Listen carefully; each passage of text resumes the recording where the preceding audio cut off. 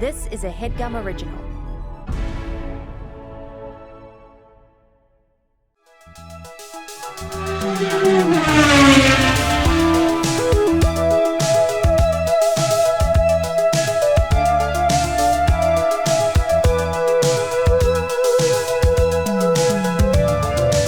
Vroom Vroom, beep beep, Splish Splash.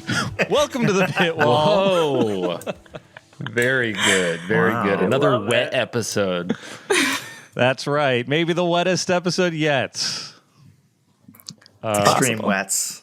This one. Yes. Welcome to the pit wall. It's an F1 podcast for casual fans. I'm your podcast principal, Casey Donahue. I'm joined by Andrew Pile, a.k.a. Andrew Pile Up. That's what I said last time, yeah. That's what he said last time, and he's sticking to it. With it, yeah. Jake, I have no Jake's Hurwitz. That's right. Why change something that's perfect? I'll never be updating my nickname. And Marika, I haven't decided yet, Brownlee. I have one. Oh. I'm Marika hashtag to the max Brownlee, and I'm joining the Orange Army. No!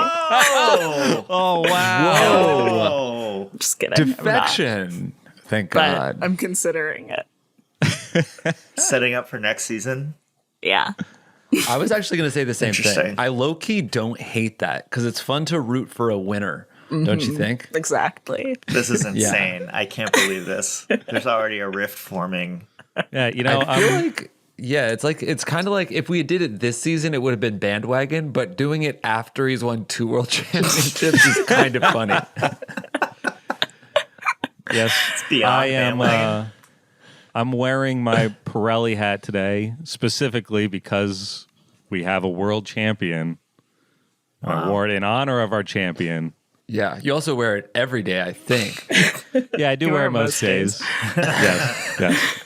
But this is my first time wearing it on the pod, and it's specifically The debut. yes, wearing it in Also, honor this of is Max. way too hot, so I'm taking it off. In case you were going to sing the Dutch national anthem, was that right? In honor of the winner? Yeah. Let me just remember how it goes. You know what? Actually, I've heard it so many times now because he's won so many times, and I've thought about how it's a really it feels like a deflated national anthem. Like it just Yes. kind of sounds like a real droopy kind of song, and it's like It's the da da da da da da da da. That one, right? Or is Yeah. that the Austrian one? You They all got me. blend together. To me, it's the same. It's the same anthem because I hear them both together. Constantly. I think I could hum almost all of the Dutch one. I might make a few note mistakes, but I'm getting close to it. I doubt anyone would call you out on it. Do you want to go Yeah. ahead? No, it's okay. Too long. And I have a lot to talk about. And some of Great. it's not even race related. Some of Thank it's God, just 'cause other things that happened. Yeah, I feel I this race, it just called up a lot of other emotions for me. Yes, I agree.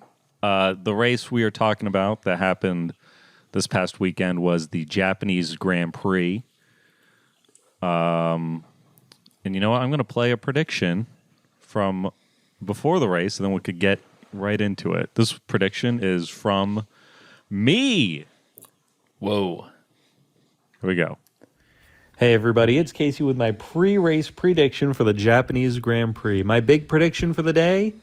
The race won't finish. That's right. It's going to end under a red flag because it's too wet in Japan. And because of all the wetness, we're going to have a wacky podium. I think in third place, we're going to have Lewis Hamilton. We're going to see him on the podium this week for sure. In second place, Max Verstappen. He will find his way on the podium no matter what, but he will not be winning the championship this week. And in first place, Daniel Ricciardo, out of nowhere, There we is go. going to win this race. The man with no seat is going to win it all in Japan today.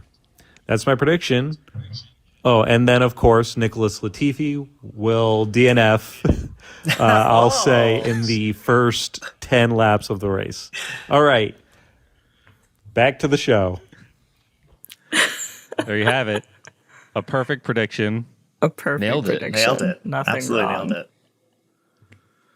it. You know, there was a moment there that Daniel Ricciardo was in second place. And I was like, oh my God. That's right. There was a moment Schumacher where was Mick also Schumacher was in first. Yeah. Yeah. What the fuck? What a time to be alive. I stayed up to watch the race. 1 a.m. Eastern time. Started. Stopped almost immediately. I stayed up for a good hour after that. I have to assume the race started maybe like 20 minutes after I turned off my TV, Yeah. which is annoying. But boy, oh boy, did I listen to four men decide whether or not Pierre Gasly was in the wrong for a good hour. It started as, what is Pierre angry about? Yes. and then it devolved into, oh my God, he almost died. And then whose fault is it? Yeah. Truly a crazy mid-race vibe going on all around. People playing. I do like when the camera coverage like just goes into the different garages and people are playing like Uno, like this race. There's people sleeping. Like, I don't know. It's always a good time. I mean, they should build a track inside, right? Like, I feel like the rain used to be kind of an interesting element. Like, oh, it could throw like a wrench and everything. But after having so many wet races this year, it's not fun at all. There is a track in London that Formula E uses that's half inside, half outside, which is wild. That's almost good enough. Yeah. They need to build a 5-mile long dome that they could race under. That's what I want. I mean, I'm sure Saudi Arabia, if it wasn't raining, if it ever rained there, they would do that. I mean, they built like a mountain inside. Yeah. It is just crazy that you just can't race in the rain. I mean, Yeah. I think there's like some expectation that you can, but like the reality is you can't. And they have these like rain tires that no one ever uses, and unless they're like ordered to. And even then they just replace them as soon as they possibly can. I don't know. It was interesting to hear some people like, I mean, in that kind of like delay of, I don't know how long it was, like an hour almost or something. People were like, it's really, I mean, I got the sense that people were like, they should just get rid of the rain tires because people feel pressure to use inters when they should be using the rain ones, but only because because no one, it's such a penalty to use the rain ones. Like you're 5 seconds slower or something like that. So no one will just ever use them if there's like any chance. And then of course it creates like a super dangerous situation. And Yeah. Also, weren't a lot of the drivers like during interviews being like, they should have just made us start on the wet tires. Was that what they were saying? Yeah, they were saying that, and they were also saying, yeah, I mean that's basically what they were saying. But then they were like, but there's all this pressure to just like do inters. So I don't know. It's kind of interesting. Yeah, I saw a clip of Max talking about the rain tires specifically and how he was like, I would love to just test out new ones. 20 years ago, they had better rain tires. It's just, they're just so slow. And his thinking seemed to be like, you know, we can race in the rain. We just need different tires and we should develop new tires. It shouldn't be too difficult. But also, like, can they? Because I feel like the other big problem is visibility. Yeah. So, like, are the new tires gonna like spray water sideways? Yeah, or I think Max was thinking specifically about how For like him. I'm in first place. Yeah. Right. I no one in don't front of really me. need to think Yeah. about spray. Yeah, exactly. Yeah, it's like the cars are so wide and they're like so perfectly engineered to like blast air in like every direction or whatever. So it's just like it seems like there's no way that they're ever going to be able to see anything. Yeah. As if it's wet at all. Anyway. It's wild that they developed these new rules after Spa last year and just couldn't figure it out by the end of the race. Yeah, they don't know how to put on a fun race. Yeah. And then they also don't know how to put on a safe race. So which one? I don't even know. Like the FIA just sucks so much. It's kind of crazy. This race made me lose all faith that I had in them. Yeah, I get so angry. I think this is like everything that's wrong with F1 like was this race. Mm-hmm.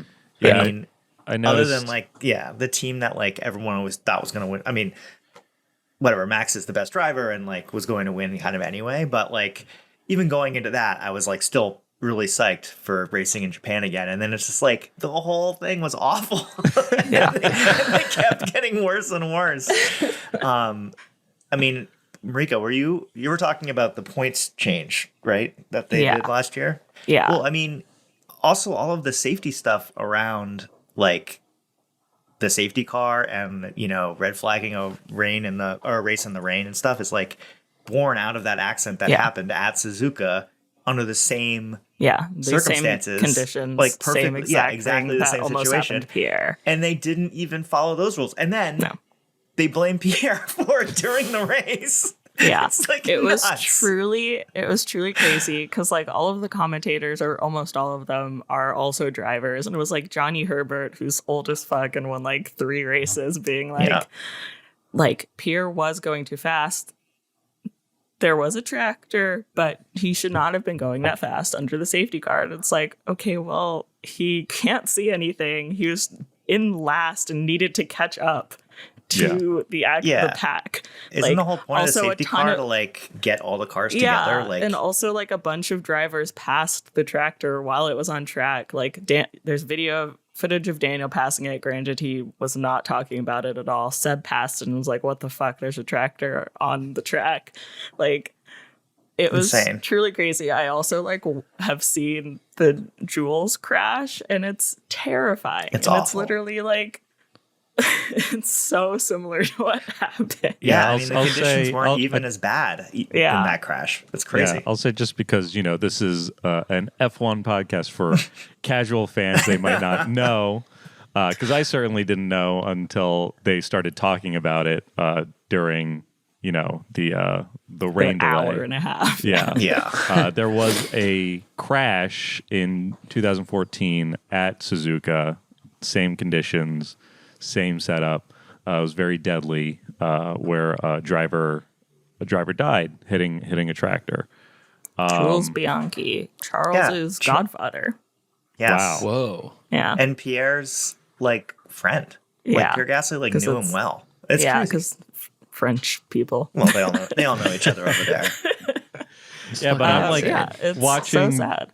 watching this rain delay, watching Pierre getting really mad, and none of the like commentators are kind of like really talking about it, and then they start like a half hour later they start talking about how like, well, people on Twitter keep mentioning how similar it is to the crash in 2014, and they're talking about it like they don't want to talk about it, but the more that like the video was being shared of what was happening this weekend, they like were forced to talk about it. So then I was like, what are they even talking about? They started before it became clear what he had been yelling about. They were talking about the piece of like advertising board that came off the wall from Carlos's crash, which was attached to Pierre's car. So like he couldn't see, because that was just in front of his vision for that part. And then the tractor thing happened like within the same lap. Also, Pierre had another really good friend die, who was like one of the last people to die just in Formula 2 at Spa in like bad conditions. Like, leave him alone. Yeah. I'm going to become an Alpine fan, actually. I'm going to start rooting for him next year. I kind of feel that. I think Me too. I always like I love Pierre. Pierre. Yeah. I thought he was especially kinda after done, this honestly, this but I'm race. glad he's coming back. Yeah. Yeah. And I like that also, like, Carlos, after he crashed in an interview, where he was like really upset that there was a tractor on the track. And also at one point, like when they were arguing, they were talking about how like it could have been a Marshall on track. Like, what's the difference? And it's like, the difference is like people would be communicating. Like the problem is that the FIA didn't communicate, or like there was a miscommunication where either someone sent a tractor on when they shouldn't have, or they couldn't control the fact that a tractor was going on to the track. Like, that is the problem. I think it's not his fault.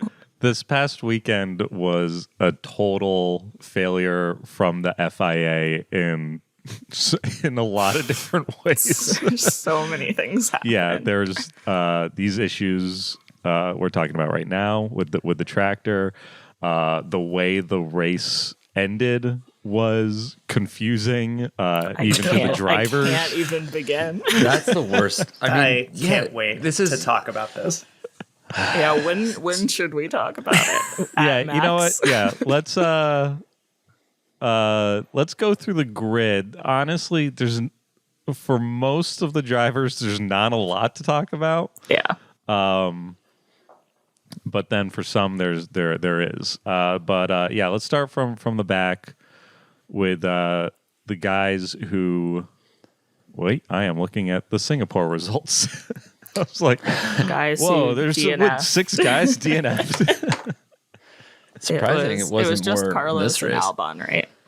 Yeah. Yes. Yeah, the first DNF was Albon. I did not catch how he I think His engine he was just engine having failure. a- Yeah, just engine he just had a failure, and then very shortly after that, Carlos hydroplaned into the wall because That the was, like, conditions were very bad. really scary. That was a scary crash because it was so fast across like the track. So many like people behind him. It's Yeah. really surprising no one deboned him. When he Yeah. like rolled out a little bit, yeah, that was really. I was like, ooh boy, that's not good. Very He, scary. His radio message after his crash. It's like, Wasn't it? Yeah, it crashed. yeah, he was just like, yeah, I crashed. I'm okay though. Oh, Also, in my Sounded so notes, sad. he did. In my notes, I just have Albon looking sad and wet. I mean, do we have like a count of how many people have DNF'd this season? Like, who has done it the most? I mean, Carlos, maybe just because I pay such close attention. I feel like He's He's up had a there. couple. Also, 4 during or 5 races. yeah, There's it's a lot. He caught on fire. I think this is maybe his 4th. I don't think it's 5. Because both the Ferraris died in the first couple races, right? There were like a bunch of Ferrari engine problems. Yeah. Yes. But also, so Max was also Also, having Red Bull engine issues. problems, yeah. I will say I got really annoyed during the like hour break because Karun Shandog at one point was like, "We've seen Carlos be unlucky lots of times," and I was like, "Yeah, bitch, we have." Like, Yeah. it sucks. It's a theme. It's basically the theme of this podcast. Yeah. There was a really nice shot after he crashed and was getting out of his car. You see him. The camera's pretty far away, and you see him getting out of his car very slowly, and like felt very like Charlie Brown, sort of like just very melancholy. Carlos Brown. Sainz. Yes. I mean, at the end of the day, he's 5 points off from Mr. Consistency, and all I need to see is Carlos beat George Russell this year, Yeah. and then I can live with that. I agree. The last thing I have to say about Carlos is during his post-race interview, I assume he was turning to hear the interviewer and like turning his head like that, but it looked like he was watching the video screen behind him, which was showing during a rain delay people on this crazy roller coaster. that. It was like a 4-person so roller coaster. funny. And like he kept It goes looking around at a all of tractor. It was so wild. I was like, oh, they're running it because, rain, no one's on it. People were on it like, woo! Yeah, Like, it looked like one of those like kiddie coasters for like a state fair, except much faster and with full-size adults on it. yeah. My It was God. truly incredible. So I do hope that he was turning around to watch it. I screen capped it and tweeted it because it made me laugh really hard. And I thought about it all day yesterday. The first driver to finish the race was Pierre Gasly. What a guy.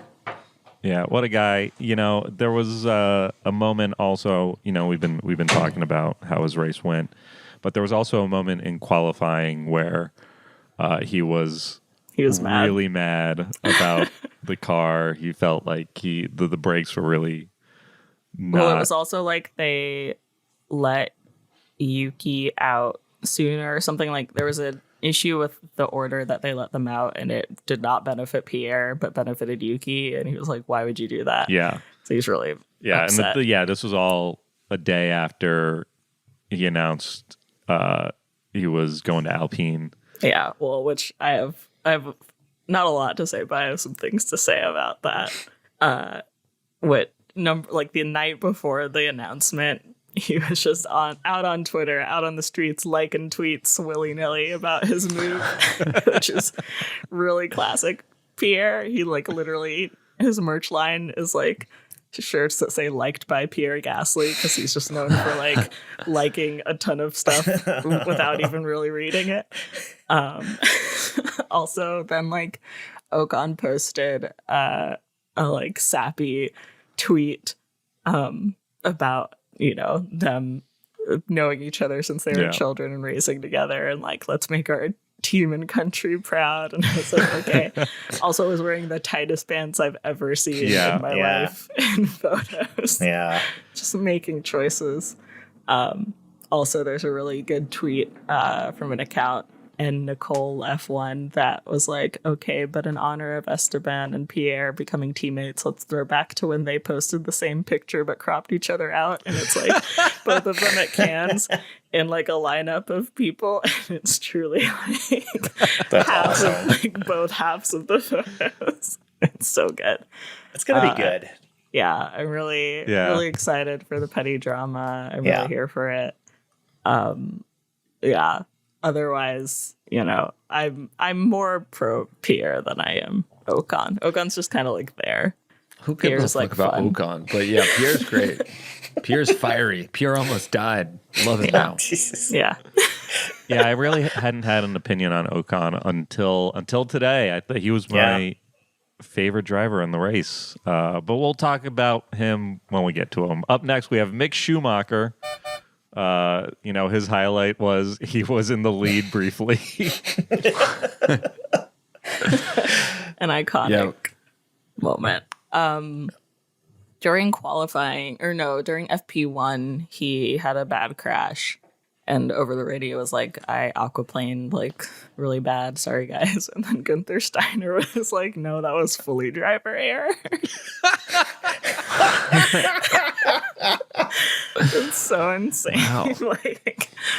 See, that's why I like Haas so much, because I'm such a Gunther fan. That guy's he's the best. crazy. Yeah. It is kind of weird that I think he's funny, and I like Gunther too, but it's weird that he still has a job. Like, how can you be the principal of the worst team year after year after year and still run it? It seems crazy. I feel like the Netflix show really saved his job.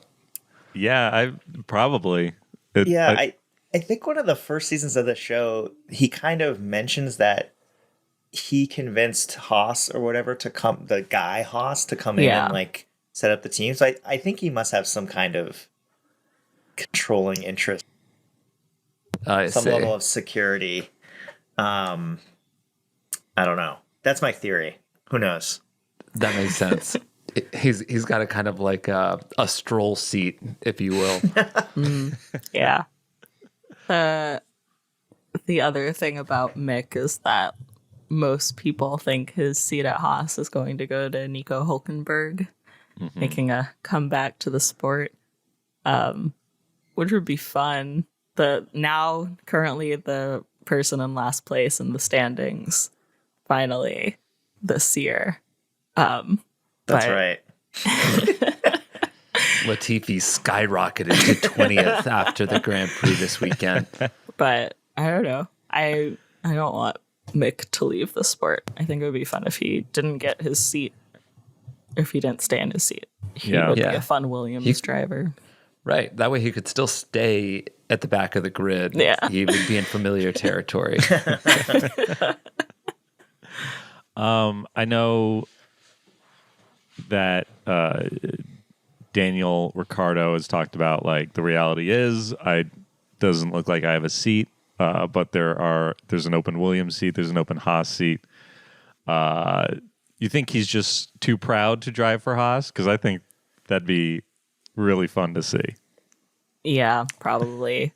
I think also a lot of people are like, he should take a year and be happy, come back happier and happier with like where he would be placed, I guess. Yeah. I just can't imagine where is a better. I mean,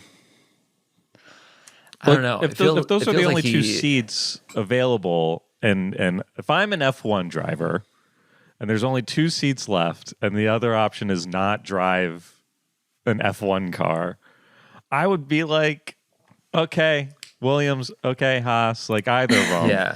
And but if like he's long view, it's like it's going to be hard for him to have the season that he just did, then not drive for a year, and then come back. Like, it's so competitive. Yeah, I would think that he'd have a better chance, like, doing well in a Williams or a Haas next year than him just taking a year off. Possibly. Yes, but I mean, they're like pretty far back of the pack at this point. Yeah.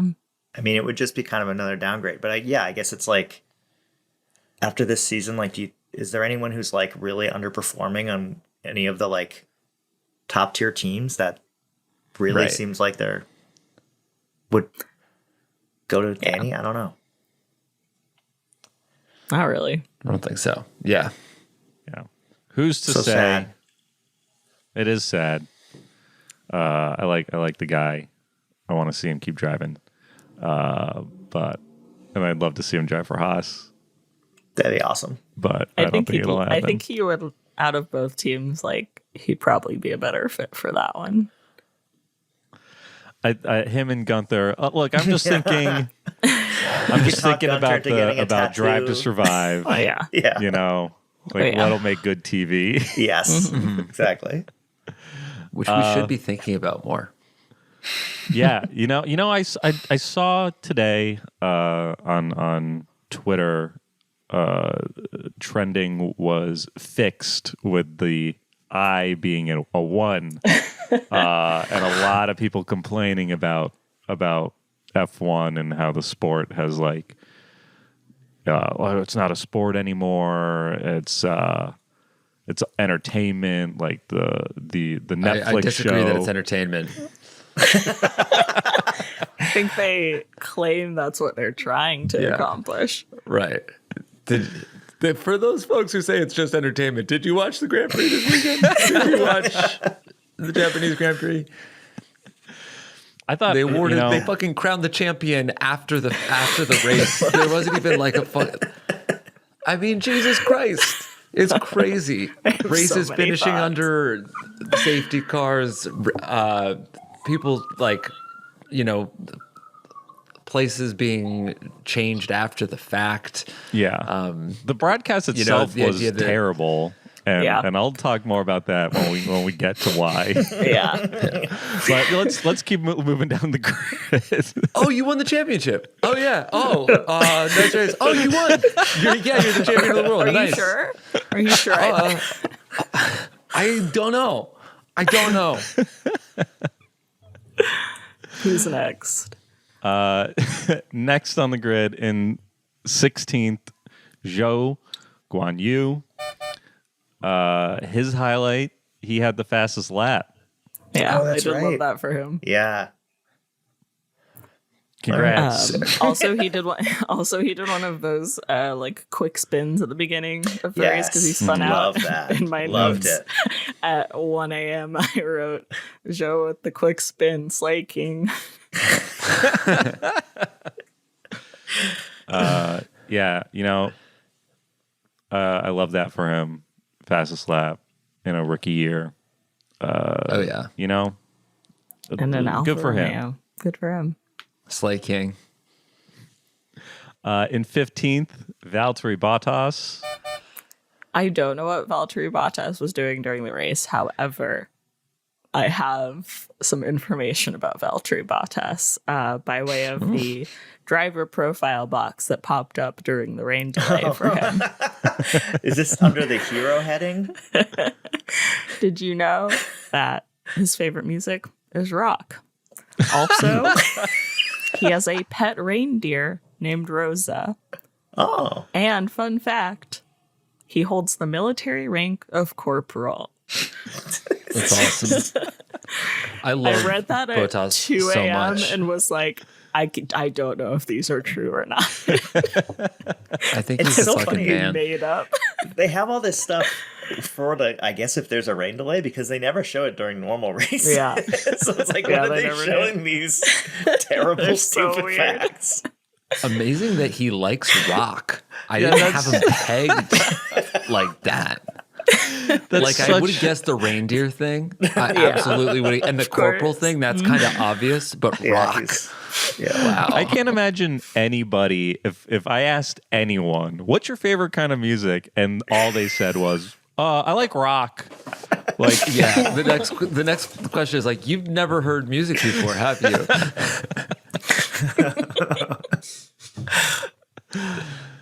all right, Valtteri, congrats on 15th. 14th, Kevin Magnussen. I also don't know what he was doing. I have one funny thing about Kevin Magnussen, which was Haas did not have a tent, like a pop-up tent, when they came into the they came into the pit lane. So it's like they red flagged the race. Everyone was immediately out with their tents, and Haas just didn't have one. So Kevin was just sitting there in his car, just getting downpoured on for 10 minutes. It was pretty funny. That's awesome. Anyway, that's a very Haas thing. Yeah. That's why they're the best team on the grid. Yeah. In 13th, Yuki Tsunoda. Home race. Dookie poo, no duh. No. I have one fact, or I have a few things about Yuki. One, his fact sheet also popped up during the rain delay. And it was kind of boring facts, except the last one said that his idol was Cristiano Ronaldo. Just I saw that. wrong Yes. sport, bud. What are we doing? I can actually respect that as someone who loves football. And then also, I guess this is kind of a George comment, but at one point, George overtook Yuki. And he was like, that was a nice move. Literally, Yeah. George said it was a good move. Yes, And on the Crofty radio. was like, if you say so yourself. We will get to George. God, I love that. I love that so much. I'm That's so anyway, done with George Russell. Oh. That, I it was very much like how a toddler reacts when they do something. Yeah. Like they're just like, that was pretty Yay, good. The thing I just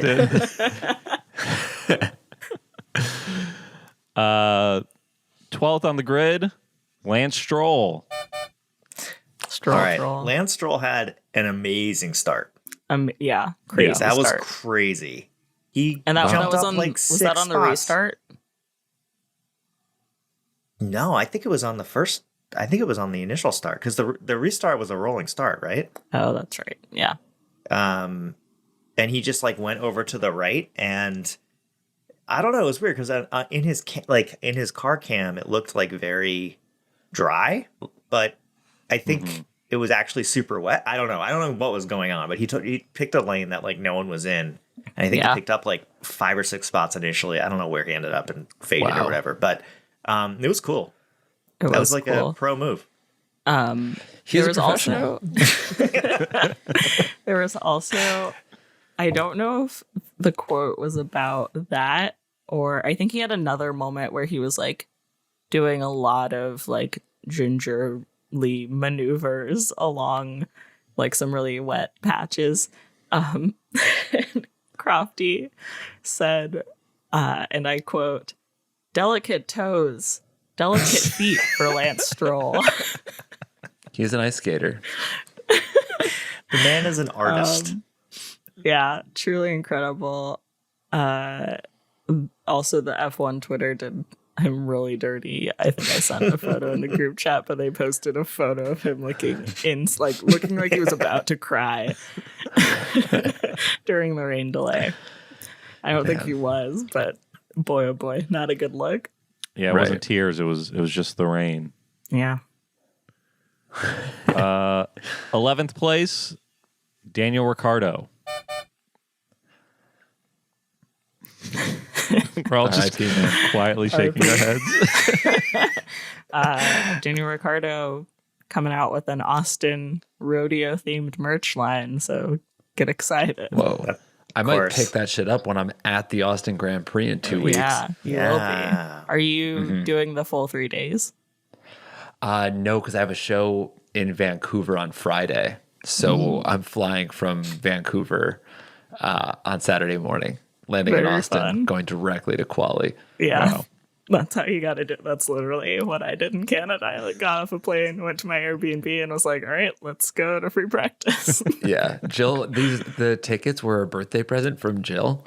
And she was like, yeah, like we just have tickets to the race. I figured like we don't need like the 2 or 3 day tickets. And I was like, oh, sweetheart.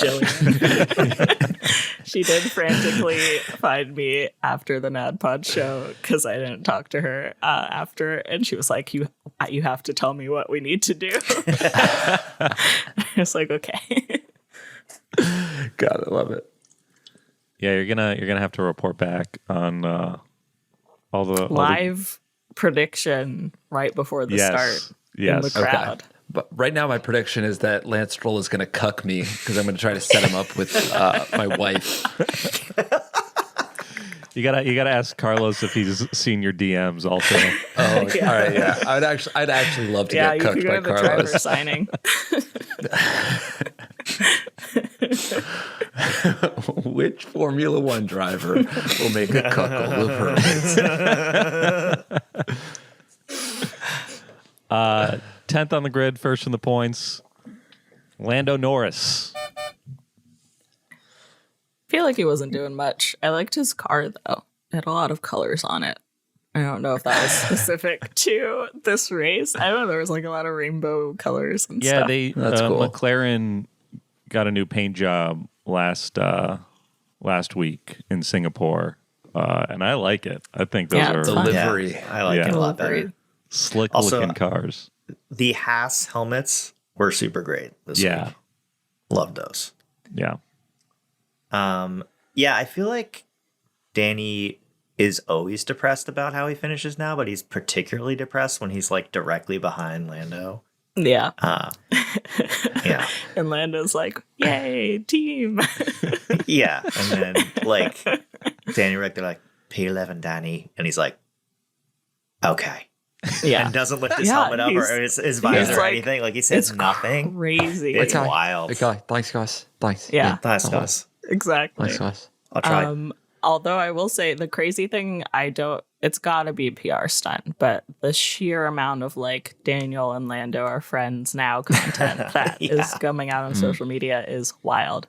I also recently followed Lando's photography account on Instagram. Oh, no. Really? How many followers does it have? I bet you get some action on that, actually. Interesting. Maybe I should follow that. DM Lando. Right, yeah. It's called Parlay Lando.jpg or something. I'm Yeah. looking it up right now. 251,000 followers. Oh, that's a lot. But a ton of photos of, and honestly, he takes good photos of people. There are some great photos of Daniel. Wow. It's like, Yeah, I'm looking at him right now. it's not bad. It's a funny vibe for them, and I'm here for it, even if it's fake. Even though the whole concept of this is that these are the photos that I am taking. Yeah. It's Try Guy-esque.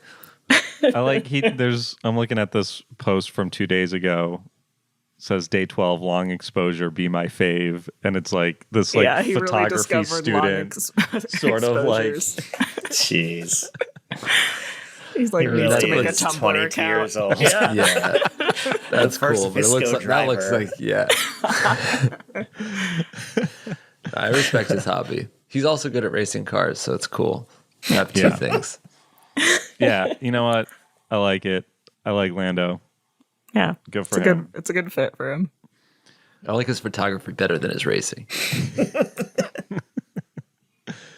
Ninth place, if you can believe it, Nicholas Latifi.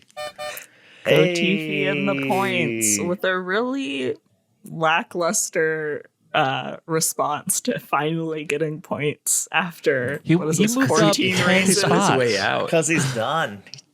He was 19th to start the race, ended in 9th.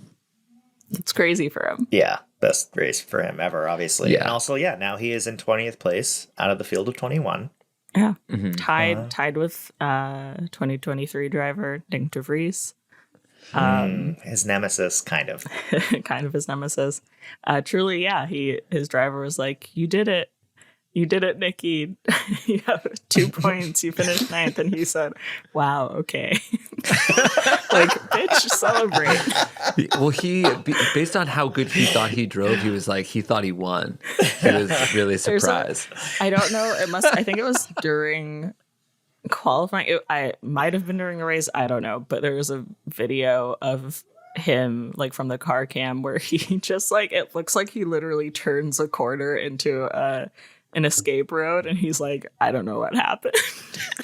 But it like really looks like he did it. Like he's just driving along and was like, all right, I'm turning now.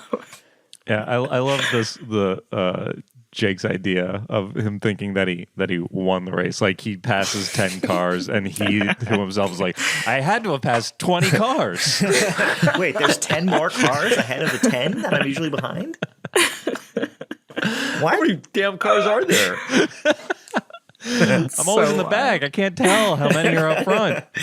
Well, he might even think that he's usually in the middle since all the lapped cars, he's usually getting lapped also. Yeah. Another car goes by. Oh, there must be 40 cars driving today. He's just on the highway. He turned down the escape road and never came back. Congrats, Nick, on the race of your career, I'm assuming. Probably Yeah. at this point, Yeah. Yeah. 8th place, George Russell. This fucking guy, man. Go off. Yeah, Go off, go Pile. Well, there's nothing too specific, except I just think he's the least likable person now on the grid. I mean, there are boring drivers, and there are like kind of not good drivers, and then there's like George Russell, who is like pretty good, but I think just so freaking obnoxious. Yeah. I mean, complimenting himself when he passes somebody is like. Also, The kind of guy that like was neat. he looks at himself in the mirror when he's fucking like that. He's like He's a American bad Psycho teammate. style, yeah. Yeah. Also, when they restarted the race and everyone was on wets, and then they switched to inters, he got on the radio and screamed that this was the worst decision they've ever could have made. made. Yeah, it was like because of just how chaotic that pit lane was. I think like as he was parking, he was like, "This is the worst decision we've ever made." It's such a funny thing to complain about. It's like the car's undrivable anyway, and you're switching to the better tires that like we now know. I guess maybe it's because of whatever last week or when he switched early, right? And was Yeah, I don't know. He's Maybe he's still triggered. feeling the sting of that. But just to scream that this is the worst decision we've ever made is really a funny thing to yell on the radio. he just when it's has he has a British dialect that makes it sound more annoying. Like some people, like no, it's the I way don't he know. looks. No, but I do think that when he comes over the radio, like compared to like Lando or Hamilton, he just sounds like I don't think it's more posh, but it's like there's something that grinds my gears when he comes over the radio. Yeah.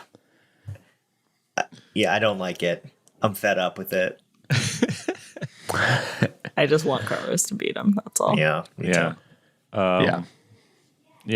I when I was first getting into F1 and watching Drive to Survive, I was like, I really like George. I think he seems like a real classy guy.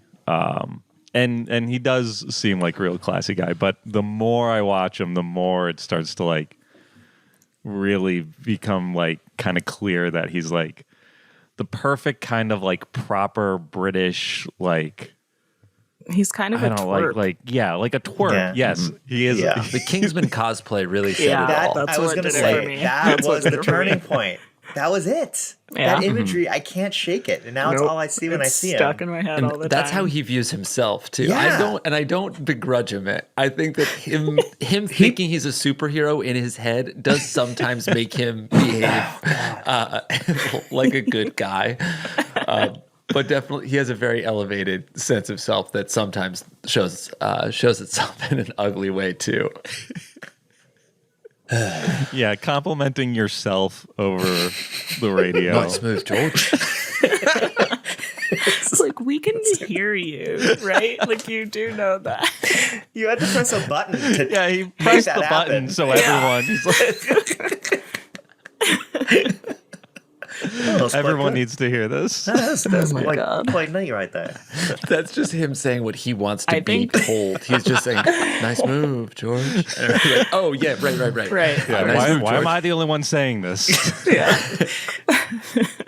That happened, I think, on Checo's radio. He truly asked his engineer, like, "Are you asleep?" Yes. Yeah, I love that. That was one of my favorite moments of the race. Was they're just like cruising, and then his engineer responded like you're in the zone or something, and then Yeah. ends it with reel him in. Yeah. I don't The like same guy this who is the yells, second, "Let's disappear." Yeah, this is the second race in a row where I don't really like his attitude. I don't like his vibe. He's trying to work on catchphrases like in real time over the radio. He's like, Christian has them down.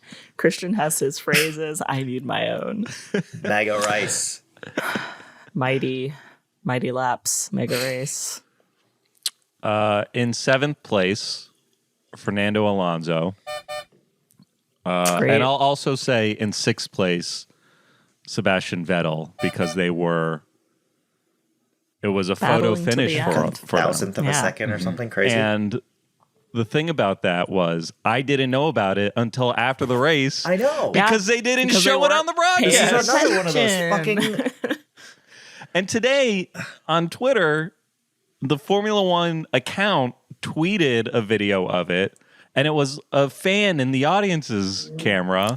And all the Yeah. replies were like, what, you guys couldn't get it on your own cameras? Because it wasn't on the Insane. broadcast. It's crazy that they didn't So show nuts. this insane head-to-head ending of the race between two world champions. Yeah, That's I mean, wild. we'll obviously get to this more, but that whole ending of the race was like Awful. so bizarre. Like, I mean, I don't even remember seeing Max cross the finish. I think they showed it. I don't think they showed it. They didn't even show it, right? They were Must have- I focusing wouldn't- on Charles and Yeah. Checo. Yeah, they like Everybody didn't even was show- asleep. Like It was everyone, it was crazy. 4 a.m. Yeah. for whoever was like engineering the video stuff too. The technical Yeah. Insanely director. bad. It's all happening Yeah. in Bristol, Connecticut. They're on Eastern time. Well, part of what I don't understand, and I think the F1 controls the actual feed, because the Sky Sports commentators often comment about how they like the camera cuts away or something. Yeah. And I get the sense that like Sky Sports, which is what ESPN is rebroadcasting Yeah. for me, like doesn't have that much control over what's shown. I don't think they do. Yeah. But I have, I guess, I don't know. I've noticed that when I watch F1 TV, there tends to be like, at least during, I guess, like the brakes and stuff, there's just like a lot of dead air footage of garages and stuff. Not during the race, but like during like qualifying or something. So I assume that that's when they have commercial breaks on ESPN and they are just rebroadcasting the other footage. Yeah. It's weird. Yeah. I mean, we kind of talked about this earlier, but like how the other weird thing about, not to get like weird about F1 in general again, but like the commentators like don't like to comment too much about the politics of everything that's going on. But like the part where they were like talking about how they were being shown photos of things based off social media and like it wasn't being shown on TV and they were kind of like annoyed about it was kind of wild. Like I've never seen Sky Sports actually like call out, not that they were directly doing it, but just kind of like criticizing F1 for like not showing something. I don't know. It was very weird. The whole race was so bizarre. Yeah. The broadcast was awful. And then we missed this awesome moment, which was like two awesome dudes, like, and you know, it's Vettel's last race, and like, I guess he won here like a bunch, and I don't know, it's really lame. Yeah, he was like, "This is my favorite track to race on. It's better than all of the rest of them." Yeah. Also, like at the end of the race, a lot of drivers didn't know it was the last lap. I think like specifically in Vettel's case, they said, I think they like, I don't know, something happened where on their like second to last, or like their this is the last lap light that shows got confused. So he finished, but like a lot of people that were crossing the line were like still going, and because Alonso was right behind him, he was just like still going because he was like, "Is this the last lap? I don't know. Also, my radio's out. I can't hear you." So I guess this is the last lap. Like it was that's bizarre. Really bizarre. Yeah, the math of how this race would be decided was very confusing. The graphics they put on the screen, I think, could have been better. They're like showing percentages when really they should be saying like between this lap and this lap you get this many points. Between this lap and this lap you get that many points. Yeah. But it just seemed like everybody was confused because even when they were explaining how the points would be scored, the broadcasters were saying like, we know it's confusing. This is how it's going to work. Also didn't understand because they kept explaining the point scoring system based on the percentages, and we finished under a checkered flag, which means it doesn't apply confirmed. At all. Yeah, it doesn't. The percentages didn't apply. So like the entire race, they were like, "This is what will happen. Here's your reminder. Here's a table." Crofty, like before the race, had a fucking wall of spreadsheets, but he was like, "I've done every permutation of what could happen," which I really wanted to find. Again, I haven't found it yet, but yeah, I mean, like, it's like normally. I mean, Casey, you were a big baseball fan. Normally, coming into like a game, there's like a magic number for what it's going to take to clinch, and sometimes there's a bunch of games going on at once, and people are watching the other scores, and they're like, "Oh yeah, it's a combination of this team winning and this team losing. We get the wild card or something." And it's just insane that coming into this race, they hadn't put any thought into seemingly like any of the combinations of what could have. I mean, they did mention at the very top, they had put in like the like kind of top line number of like, okay, if Max finishes first, then Latifi finishes third. Like, and he gets, that was the other thing. I think he also had to get fastest lap to win the championship this race. So if the points were scored, if the points, yes, I have a whole breakdown of them. Okay, well maybe we can do that. But yeah, they were showing these charts, and then they left out the whole thing about the extra point for the fastest lap, and then there's the whole thing about, well, if you're not in the top 10, then it doesn't. It's just like, so what is going on? It was terrible, and it's wild that it's the entire Sky Sports production team, the commentators, and all of the other people, half of whom were F1 drivers too. I get that they changed these rules recently, but I don't know. You would think someone would have. It was What like, else are you doing except Yeah. learning the rules? Yeah. So you can call the race. Right. That's Yeah. what you're doing.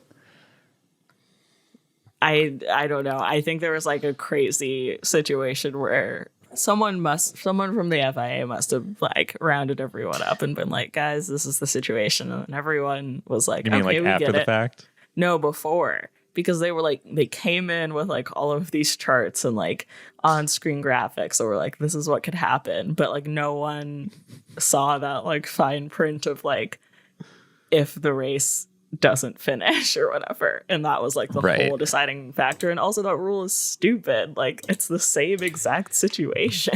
Yeah, If it doesn't finish versus and is like 28 laps and then they red flag it versus if it's 28 laps and it finishes under the checkered flag. Like yeah, and they never in explaining how all of this could end up, like how the race would finish, they never once talked about like, and if it's a checkered flag, it's full points. Right. So I think everybody, they didn't know. know. I don't think They didn't know. anyone knew. Like teams didn't know. that's There's, like, insane. Yeah, it's absolutely crazy. that nobody knew that the world I mean- champion would be decided. In, Right, in, well, in what in this in some way it's kind of scenario. funny just that like it's almost like they don't actually need to know how many points anything is worth. Everyone is just trying so hard to win the race, and then it's like the points are like after the fact. Yeah. You know? Yeah, it's just like whose line is it anyway? That's The what I points was don't gonna say. matter. Right. Everything is made up. Fifth on the grid, Lewis Hamilton. All Yeah, I really so- remember from the race was him being like, I need more power. And honestly, like, give him more power.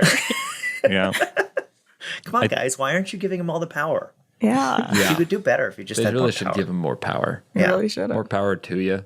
I mean, this was, I think, as far as like broadcast minutes goes, like I think a third or maybe half of the race was just Hamilton and Ocon, which was pretty fun. Like it was a good like showdown, but it was just kind of like, this is There's it. others, This is what we yeah. got. Yeah, Well, I that's think- definitely when I fell asleep. The distance between most of the drivers was pretty large. Like there wasn't a whole lot of racing going on. But I'll also say in fourth place, Esteban Ocon, because a lot of this race was him defending against Lewis Hamilton, and Yeah. I was really into that. Yeah, that was fun. I became an Ocon fan over the weekend, Wow. watching him just keeping him frustrated, not letting him get past him. Some really good driving from Ocon. That's 2 frustrating weeks for Lewis. Yes. Yeah. Came out with a great merch collaboration with Takashi Murakami. And I did buy the jacket. Oh. I don't Yeah, wanna that talk was about a it. pretty Okay. good looking jacket. The jacket's awesome. No, it's really cool. It's my birthday present to myself. Very cool. I was like, if this race doesn't happen and I just bought a jacket for a race that didn't go on, boy oh boy. But it's You know fine. what? I think that's pretty. If it didn't happen and you had a jacket for a race that didn't happen, is pretty cool. There was, in 2020, in baseball, the All-Star game was supposed to be at Dodger Stadium, and they were selling 2020 All-Star game merch, and it got canceled because of COVID. And I was desperately looking for a 2020 All-Star game hat because I was like, this would be so cool to have merch for an event that didn't ever happen. I mean, it's like the loser in the Super Bowl, right? They like take all those T-shirts and give them away to charity or something. Isn't that the joke? That they always end up in like Yeah. like a third world country, and people are wearing like the loser for the Super Bowl, and they're like, huh. Yeah. I mean, I think we'll talk about it, but I think about that with all of the like, all of a sudden Max's dad is wearing like merch. Like, who's carrying this around for his world championship win? Are they just taking it to every race? How much Yeah. is there? Like, Yeah. It is kind of weird that the drivers themselves kind of handle their own merch. Like Yeah. it's like no other league is like that. I think it's probably. I bet the drivers probably love it because they probably get way Yeah. more of the. They see more money from it Yeah. instead of like if F1 sold merch for them.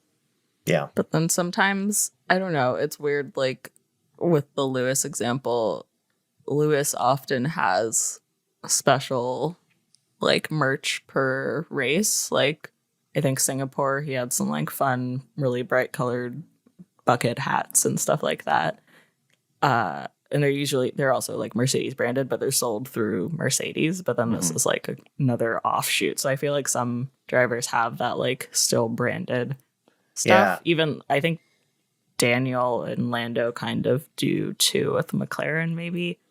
I think it's but- funny to see the like drivers that you would never ever buy their merch have like Checo put brands. money. No, I mean like I think even like Latifi and stuff. It's like you see him walk around with like his jacket on, and it's got like the NL or whatever, and like it's like the Roger Federer type like effect, and you're just like, who convinced you to pay a graphic designer to make a bunch of merch? Like, this is not going to happen. Like, no one's buying this. Like, no one sees, like NL and is like, oh, Nicholas Latifi. Latifi. Of course. Oh yeah, that's for the real I heads. I just pulled up some. I just pulled up Nicholas Latifi merch. Most of it is like joke Latifi merch on Etsy. Sadly for him. A lot of goat-related also, stuff. we should say that Pile is currently wearing merch for Carlos Sainz that I made. That is Oh yeah. a parody Oh. of a parody of Daniel Ricciardo merch that he made for himself. We should find a driver to do a Headgum collab with us. I mean, it would end Who up would being it be? Nicholas Latifi. Yeah. No, I think we Latifi could probably get I think we could get Piastri. I think we work on him now. Oh, yeah. Okay. Yeah. Yeah. All right. Let's do it. Yeah. All right, who's next? All right, next on the We know grid. who's next. In third place, Charles Leclerc. Man, I was. Yeah, you sent us I'm a so- text. You sent a text that was concerning to me personally, and I'd like you to explain it. Okay, so I said after this race, I'm not on board with Charles as a competitor, and and I think he's been such a bummer the past handful of races. He's just always looking so down and out, and that's crazy to me because in like any other sport, any other athlete, it's always like you play to the end. If there's still a chance, you still go for it, and he has been going for it, but his attitude has been I'm defeated, and it's been this way for like a month. And He's a sad sack. It's he's weird a to sad see like a super hot Ferrari driver be so depressed. But No, okay. Here's my take on the end of the race. I expected him to be sadder during his post-race interview, and I don't know, maybe we should bundle all of the podium places together. But sure, obviously, yeah, I'll do that right now. In second place was Sergio Perez, and in first place Max Verstappen. of course, obviously, Charles crossed the line in second place with Checo behind him. Yeah. There was an issue at the end, which Crofty was like over the broadcast was like, Charles can't mess up. Like neither of them can mess this up immediately. Something goes wrong. But then I don't understand that whole series of events because it was like Checo went off slightly, or like he turned the corner but was like really on the rumble strip Yeah. to the point where it looked like something went wrong, and then Charles went wide into the gravel or something. And he came back on, like he was in front when this happened. He came back on in front, and Checo came over the radio, was like, wow, that guy pushed me to the side and like came back super dangerous, which like he didn't at all. He didn't do either of those things. Like he definitely gained an advantage somehow. Like he cut the corner, but he was already Charles in or first. Checo? Charles did. Yeah. He was already in front of him. Like, I don't know. I think it's crazy in this sport that you can just give penalties, like place defining penalties to people after a race has ended. I noticed was part of why F1 fixed was trending, because people were saying it also happened so fast. Like, I don't know. Like they It didn't seem like there was good coverage of it either. Just like a bunch of the other stuff. Because I watched the replay and it's like all I saw is that Checo got pushed and then Charles went off the track. But you can't. There's not really like a good. Did he get pushed? Because I didn't. Yeah, I don't know. Like I genuinely don't know what happened. It looked like he just turned the corner badly and then Charles like locked up or something. But it was like at the end of the race, and like. I don't know. It's the kind of thing that they've made like someone give a place back or something for before. Yes. But it was like he was in that place. Like I think really that there was the penalty, like the fact that he got a penalty I think is fair. I think it's just weird that it wasn't like, I think it's weird that in general like F1 can affect this end of a race after it happens versus just like doing a penalty for the next race. They could have been like, you get a 5-place grid drop for the next race. They're clearly not good at thinking on their feet. But but I think the reason that so many people think are like tweeting that the race was fixed is because the decision happened so quickly, obviously because they were like, we can crown Max as champion now, which is like, why would you rush that when you could like plan for it better, I guess. Yeah, I think it was like he gained an advantage because he went off the track because it was his fault because he screwed up. Yeah. And he would have lost that spot had he. I don't think he would have. Well, I don't think he would have lost the spot. Like if he had stayed on the track, I think he probably, they'd still be really close. I don't think it was like Checo's in a position to pass him. It was weird, but I think the fact that during the interviews, Johnny Herbert, who is an absolute maniac for doing this, was like the worst interview like ever done on I F1. Cannot believe that he did this. All right, can you recount maybe the order of how this goes down? Yes. Max is the first person to be interviewed. All of the stuff happens, like they go around the track and, Christian Horner's like, in his brand new haircut is like, mega job, Max. Great race. We'll get the championship next time. Like no one thought that he got the championship. Yeah. Literally Checo over the radio was like, did Max win the championship yet? And his engineer was like, not yet. So. I mean, Crofty like literally says like, my microphone is acting up again. He says like, oh, well, he can't win the world title even if, this is what I also didn't understand was like, they kind of expected that Leclerc would get a penalty. Yeah. And then they didn't really run the numbers to figure out what that would mean. Yeah. But never fear, I did. So Johnny Herbert is doing the interviews. He talks to Max first. Pretty basic, normal interview. I thought, it's fine. He talks to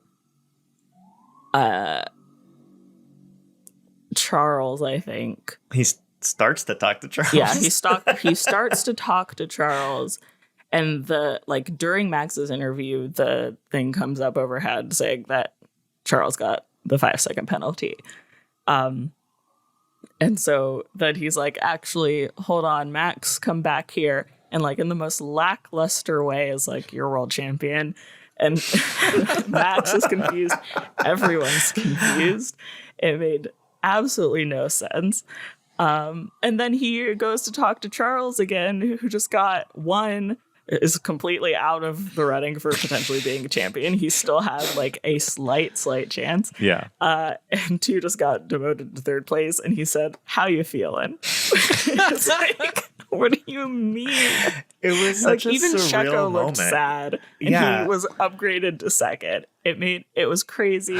They showed like Kelly PK on the phone, just like for way too long. We're just her on the phone. I don't know who she's talking to. I also don't believe they have a real relationship, but I guess that's fine. I don't know. Maybe I respect that more.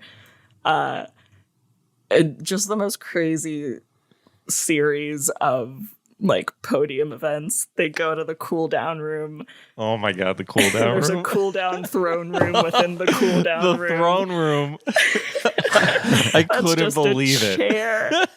It's And like, it's if like, you gave me you 2 knew hours this could to happen. come up with a better like Yeah, set, it's I would have done insane. better than that. They That had was full insane graphics for looking. his like world. They had a fucking hashtag for his world championship win, but they didn't have like a plan.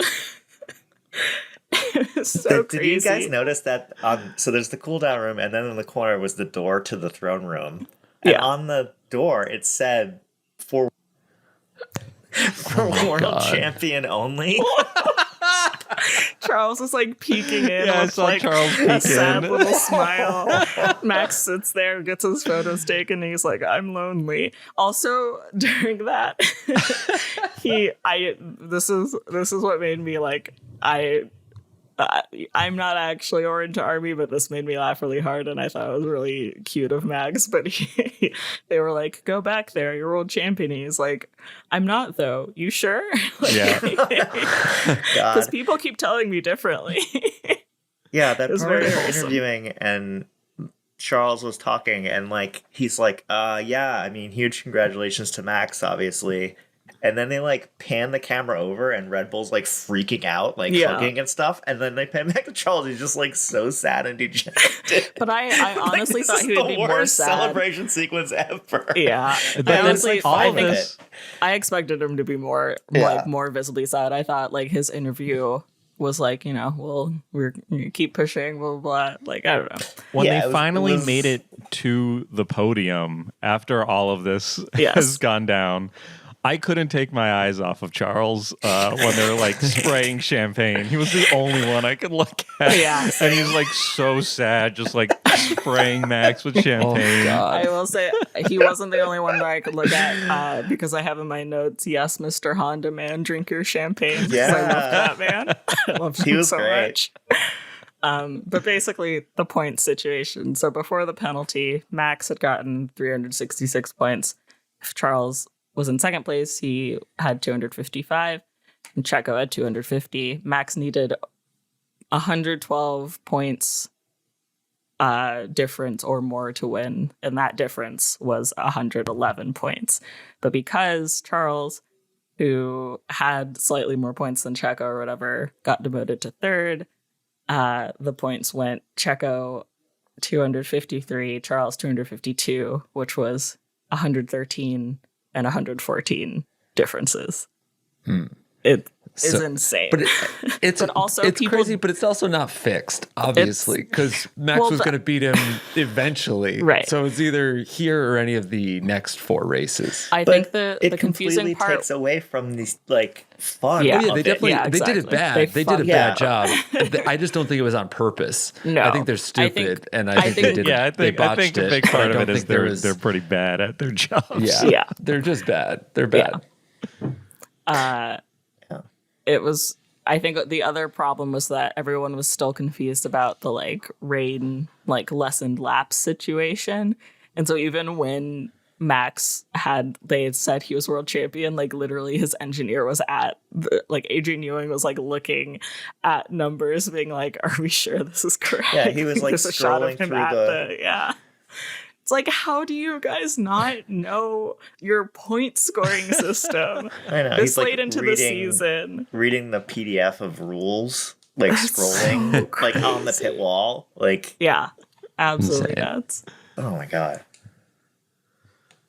So that's the Japanese Grand Yeah, Prix. that happened. We're gonna rate the race. The way we rate races is if we like it, we give it a push. If we don't like it, we give it a box. I gotta say, this race was a box. Yeah, Box, major for box, sure. box, What box, a box, mess. box. Get them off the track. Total shit show. I feel really bad for Max. Like, this is what it took for me to feel bad for Max. Yeah, it's like it's weird. Yeah. Everything that went down is weird. I don't agree with the with the way his last championship went, and but like this one, I think he's the rightful champ, Yes. and it's weird that he's had two wins, and both of them were awkward. But I don't think he cares because he's kind of awkward too. Yeah. I don't feel too bad for him because there are a few races left, so he's kind of got like victory laps left to go. It wasn't like the last. There's still records that he can set too. I think the previous record is like 12 or 13 wins in a season, and he's at 12, right? Sebastian Vettel. Yeah, Seb set that record, and Seb and Schumacher both have 13. No, I think it's 12. Oh, 12. Okay. He needs one more win, I think, after this one to beat the record. Yeah. Yeah. Also, I should be said about Max really quickly. He had a crazy start. I don't understand his first start of the race was insane. I don't know how that happened. Like, he just went so fast ahead of Charles so suddenly. Yeah, That was weird. wild. Yeah, Also, fixed. the end of the race, he was 25 seconds ahead. How did that happen? I don't Fixed. I literally don't understand how I'll that tell you, happened. it's because Charles has been defeated for a while. He doesn't have the fire. Or He's is it been because neutered, Red folks. Bull is spending more money than they're allowed to? Oh. Ooh. Drama. Oh yeah, there's that whole thing too. That Yeah. the FIA kept delaying the release of this information, telling people it's coming in 2 days, and today is now Monday after the race, after the like World 2 Championship. weeks or whatever, after the World Championship. And This is why I don't trust the FIA. I don't think it was fixed, but I do think they're being a little shifty. I with think- yeah. the way that they Super release shifty. things. They keep changing the release dates for press releases because it's going to influence whatever. It would whatever. Hottie of the week. Hottie of the week. My hottie of It's got the to week be Max. It's got to be the champ. is specifically Max on his throne Yeah. with the Wayfair red seat and, Yes. and the and the rug, the white fur rug on top of it that they just stole from some other accommodation. And We're they like, went this to the will work. IKEA on the way to the track. They were like, "Oh shit, we got to buy something for that back So row." insane. And then the room was only used for 1 minute. And, Yeah, for and he photos. didn't want to be in there. No, he didn't. He really didn't. Actually, though, my hottie of the week, I have 2 hotties of the week. My first hottie of the week, Nick de Vries for getting a seat for 2023. So proud of him. He was most likely going to be driving the World Endurance Championship for the Toyota Gazoo team, and obviously got this F1 seat. And the team boss for Toyota Gazoo put in his Instagram stories a photo of his racing kit, and he was like, "Should I sell these?" Which I think is really great. My second hottie of the week goes out to the one black man on the Red Bull mechanics wall who I just look for every race because He's like, I know feel exactly sad. what you're Yeah, I talking know about. exactly I what love you're talking him. He's got dreads. Looked him up. He's the only man I trust. His name is where does it put it? Callum Nicholas. He's great. Proud of him. All right. Proud of all he's accomplished.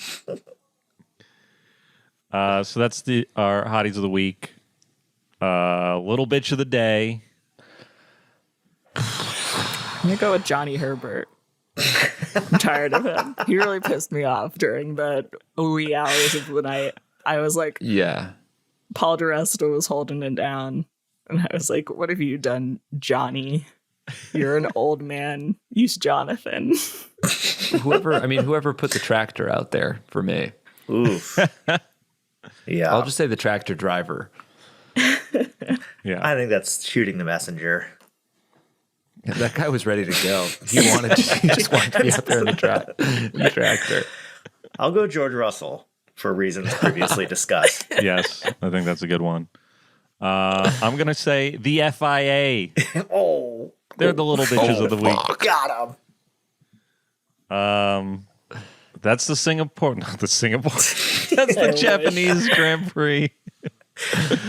I'll go through the standings very quickly. Max Verstappen is the champion. You know, he's got enough points. Yep. But there is a battle for second place between Sergio Perez, who has 253 points, and Charles Leclerc, who has 252 points.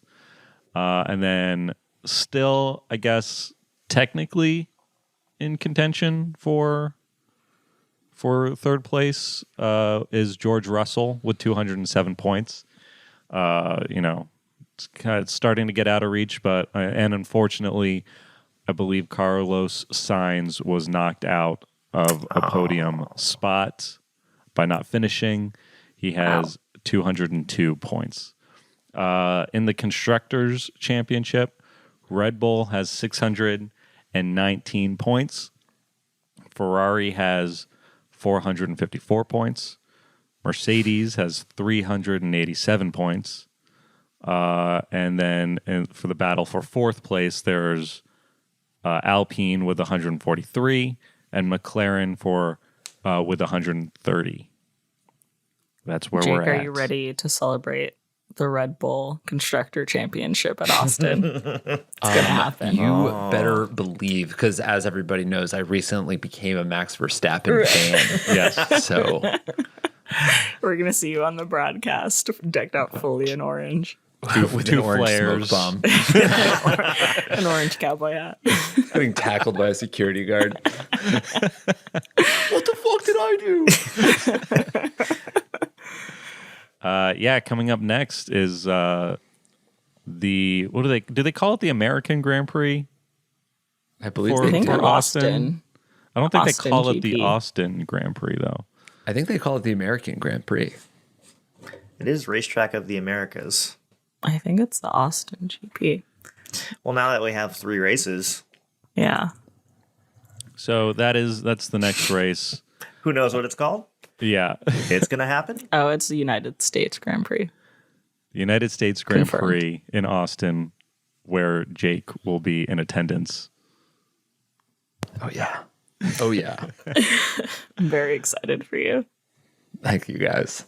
Let's start the draft for who's gonna cuck me. I think that'll be pretty fun. Yes. And as promised last week, this week, we've got some plugs. You can follow me on Twitter at Casey Donahue. Anything you need to know from me, you'll find there. What about your Letterboxd? And Letterbox at Casey Donahue. I watch a lot of movies. I feel like it's weird plugging that on an F1 podcast, but look, I watch F1 and I watch movies, and that's about all I watch. Same. Follow me on Twitter, Instagram, and Letterboxd at Marika Brownlee. Also, should we start a pit wall Instagram that's just like memes? I'm thinking about it. I like that Probably. idea. Yeah. Pitwall Pod. Could do. Yeah. Stay Pod. tuned. I am Follow sitting me on Letterboxd. I am at Jake Hurwitz. Thinking about creating an account and watching a film this evening. Oh, so you're plugging an account that currently doesn't exist? It might. Somebody else might have parked it. I don't have any plugs. I don't have anything going on. Plug my Letterboxd. Yeah. I was going to say I'm sitting on a Pitwall Pod TikTok account. That's it. just, Oh, yeah. it's just Sick. sitting there. I'm like, oh, Good, we good. have it. You Smart. can follow that. That's awesome. Maybe we'll post stuff there. And speaking of the Pitwall Pod, if you're listening to this, you can watch it on YouTube on right. the Headgum channel. If you're watching it on YouTube, you can listen to it on Spotify, Apple, wherever you get your podcasts. And any other call to action? Or is that pretty Like and good? subscribe. Like And subscribe. Rate us 5 stars On Spotify and Apple. on Spotify. and Comment Apple. on Carlos Sainz's Instagram and ask him if he's opened any of my DMs. Or Yes. open to relationships. Yeah. Open to open relationships. So that's it for this week. We'll see ya in Austin. Vroom vroom to all, and to all a beep beep. Beep, beep.